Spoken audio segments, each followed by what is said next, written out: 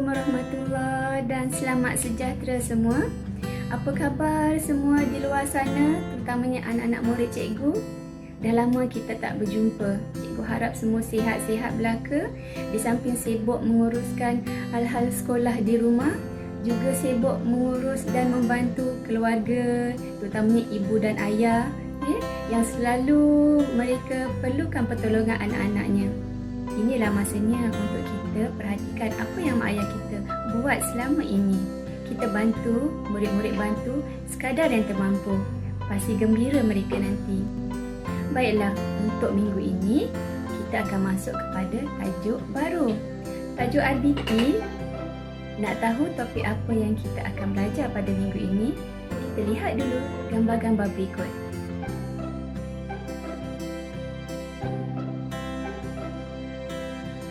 Murid-murid boleh memerhatikan pokok-pokok yang ada, suasana persekitarannya, bahan-bahan dan juga peralatan yang mungkin anda kenali.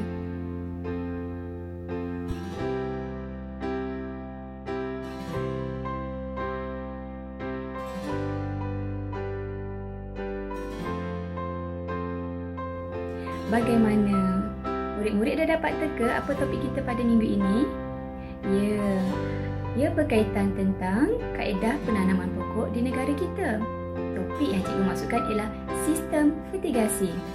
Sistem ini makin mendapat tempat di kalangan petani-petani di negara kita. Malahan di seluruh dunia juga, kaedah penanaman ataupun sistem fertigasi ini menjadi sangat popular. Ini disebabkan oleh kelebihan dan manfaat yang terdapat di dalamnya. Cikgu harap murid-murid bersedia dengan buku nota masing-masing kerana murid-murid dikehendaki menyalin nota-nota ataupun poin-poin yang penting dalam topik ini. Jadi, kita mulakan sekarang.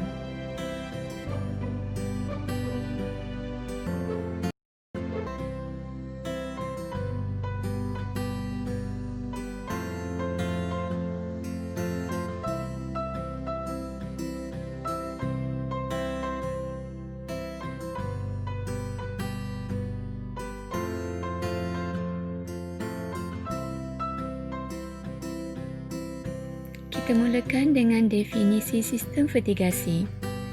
Sistem fertigasi ialah sistem pengeluaran tanaman yang menggunakan sistem pengairan pembajaan yang rapi. Larutan baja dalam air dibekalkan ke zon pengakaran secara serentak dengan menggunakan sistem pengairan. Media tanaman seperti kokopit atau sekam padi diguna bagi menggantikan fungsi tanah. Sistem ini memerlukan cahaya matahari secara langsung sekurang-kurangnya 6 jam untuk tujuan fotosintesis. Untuk pengetahuan murid-murid, sistem fertigasi adalah merupakan satu daripada cabang hidroponik. Hidroponik adalah merupakan satu kaedah penanaman tanpa tanah.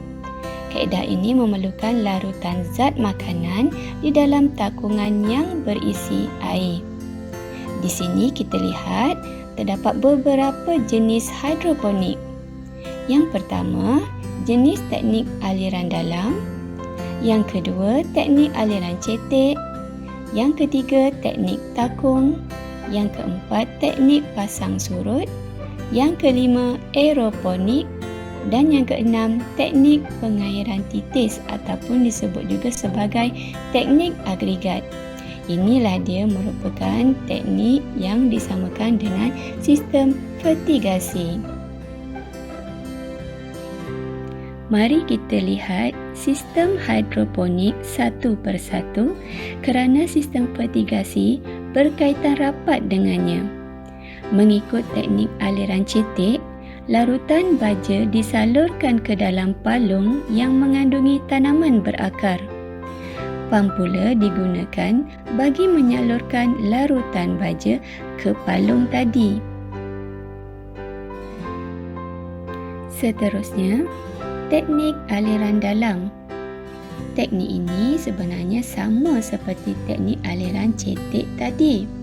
Cuma perbezaannya adalah dari segi penggunaan saiz palung. Saiz palung lebih besar dan lebih tinggi kerana akar tanaman perlu tenggelam di dalam air. Jenis yang ketiga iaitu teknik takung. Biji ataupun anak benih disemai pada media tanaman iaitu dalam bekas yang diletakkan di atas larutan baja pada takung. Takung mestilah jenis tidak berkarat, tidak panas dan tidak telus cahaya supaya anak benih tadi dapat membiak dengan baik. Jenis yang keempat pula ialah teknik pasang surut. Alat pengatur masa digunakan untuk mengawal pengaliran larutan baja pada tanaman. Larutan baja pula akan mengalir ke tanaman dan surut ke bawah serta masuk semula ke dalam takungan. Di sini, pam digunakan supaya ia dapat membantu larutan baja tadi mengalir dengan mudah ke atas dan ke bawah semula serta berikutnya. Seterusnya, kaedah aeroponik. Di sini, akar tanaman yang tergantung di udara dalam ruang tanaman disembur dengan larutan baja secara semburan kabus melalui nozzle mengikut masa yang ditetapkan. Dengan cara ini, akar akan cepat menyerap nutrien. Ini merupakan inovasi terbaru dalam sistem hidroponik. Sistem hidroponik yang terakhir ialah teknik pengairan titis ataupun disebut sebagai teknik agregat. Di sini, pen penitis menyalurkan air melalui tiub mikro yang disambung ke dalam polybag. Pita titis menyalurkan air pula melalui lubang-lubang halus yang dipanggil emitter yang berada di sepanjang pita tersebut.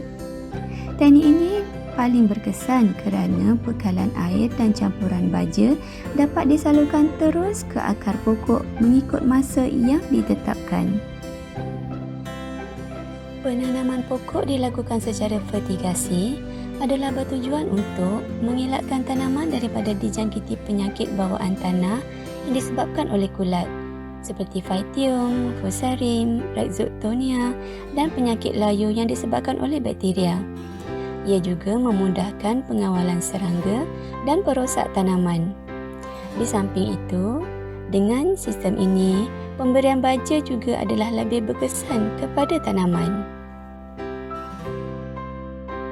Sekarang kita sama-sama lihat apakah jenis-jenis tanaman yang menggunakan sistem vertigasi ini.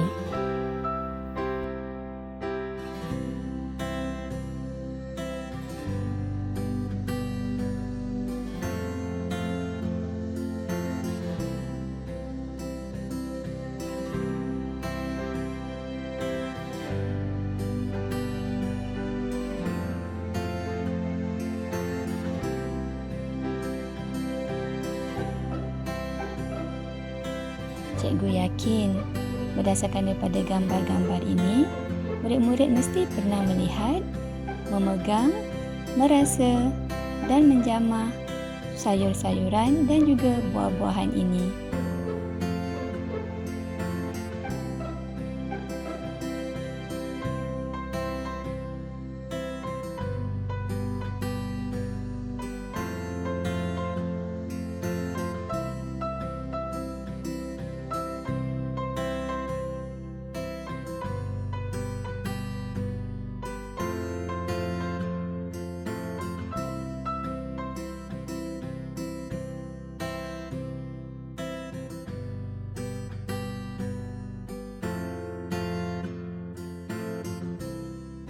Menarik kan tanam-tanaman ini?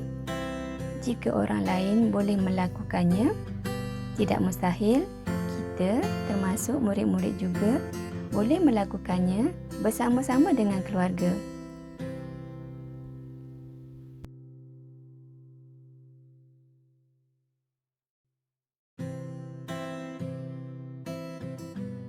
Baiklah, kini kita lihat pula pemahaman murid-murid setakat ini.